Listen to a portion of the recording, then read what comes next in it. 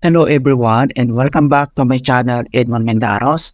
And for today's quick tutorial, and I'm going to show you guys on how to permanently delete your Gmail and subsequently your Google account. And without further ado, and let's go ahead. So all you have to do is open up on Google account, and then dito lang sa upper right side, i-click mo lang yung Google profile natin. So click mo lang yan. And then next step, you need to select yung manage your Google account. So, kailangan mo lang itap yan. And then dito sa left side menu, and then kailangan mo lang iselect dito yung data and privacy. So, click mo lang yan.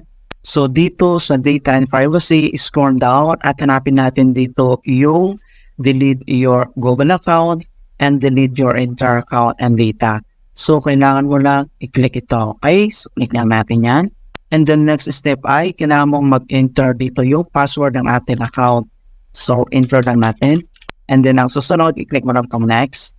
Okay. So, makikita mo kaagad dito yung delete your Google account. And then, next, ay pwede mong i-download your data. So, you can download your data before deleting your account. Kailangan mo lang i-click to.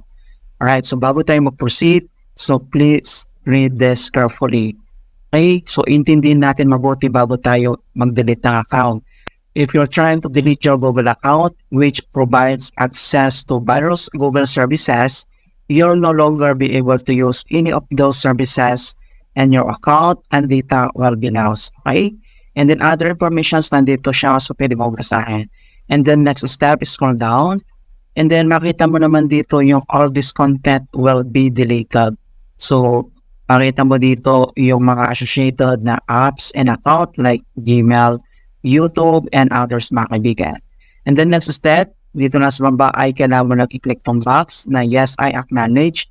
And then yes, I want to permanently delete this account.